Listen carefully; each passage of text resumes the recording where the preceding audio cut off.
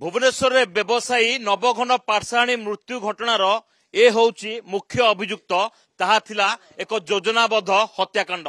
अभियुक्त देखैब केमिति करथिला हत्याकांड। ए होउची सेई जगह जो जगह रे आपण देखिबे जे सीसीटीवी फुटेज मध्य सामना को आस्थिला एवं ए सीसीटीवी फुटेज रे ए अभियुक्त ही से जगह रे बसिथिला एवं पूरा मर्डर रो प्लॉट तैयारी करथिला। ते मर्डर रो प्लॉट से केमिति तैयारी करथिला जहाको कि निज हाथ रे देखैबो केमिति निज मालिक बा निजर सहयोगी को से हत्या करथिला। भरतपुर थाना टीम ताको बर्तमान नै के आछुंती। भरतपुर थानार आईएएस ताको बर्तमान नै के आछुंती एवं को घर भितरे हत्या करथिला, केमिति छुरी भूसी भूसी हत्या करथिला, केमिति तंटी काटिला ताहा बर्तमान सुधा से देखैबो। ए होउची से बेडरूम रो चित्र जो बेडरूम भितर को से बर्तमान सुधा प्रवेश करूची एवं बेडरूम भितरे प्रवेश करिया परे से पुलिस को बर्तमान सुधा देखैबो जे केमिति हत्याकांड करथिला। तबे ए हत्याकांड पछर कारण सुनिले आपण भी आश्चर्य होई जिवे, काहेकि ना केवल सामान्य टंका बकेया करिया पई कि से हत्याकांड करथिला। ए घर भितर जो विजुअल आपण देखुछंती ए घर भितर हत्या कर सारिया परे ए घरर समस्त प्रमाण को से नष्ट करथिला, किंतु एबे भी किछि रक्त छिटा एबे भी बेड रे लागि कि रहिछि।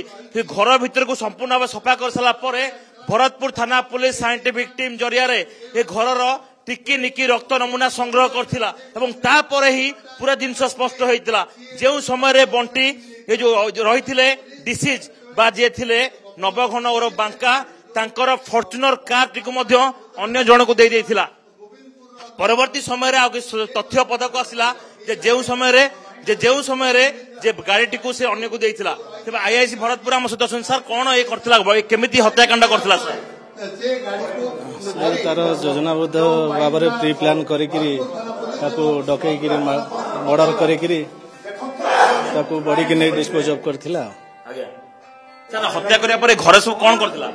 हत्याकांड कंडा परे से तार सब ब्लड को जेते सब बेडशीट तकिया खोले सब पोछा पोछी करी बाथरूम रे पानी रे सब पोछी करी ढाली देथिला। ए जो गदीटी भिजी जाइथिला ताको काटी करी मध्य नै करी ताको एविडेंस डिसअपियर पूरा ब्लड रे भिजी करी पूरा रक्त है।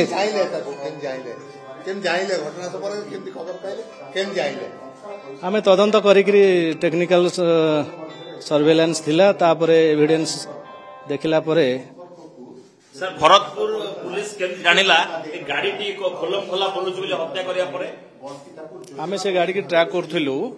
हमर स्मार्ट सिटी कैमरा रे गाड़ी की ट्रैक करिकि आमे गाड़ी की सर केते जण समय मिसी की मर्डर करले तो मेन कल्प्रिट जणी ही बंटी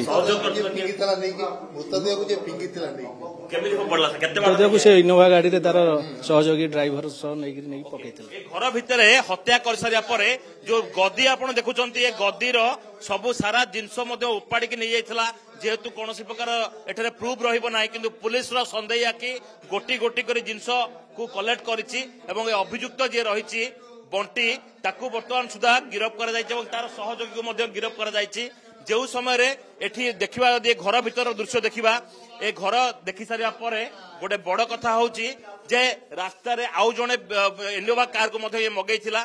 इनोवा कार रो सहयोग रे मृतदेहटी को एठी सीधा सळग पैकिंग करथिला एवं ताको कहिथिला जे गोटे हरिण चालन हबो, किंतु हरिण नुहे मनुष्यर मृतदेह को चालन करिबारे से मध्य सहयोग करथिला।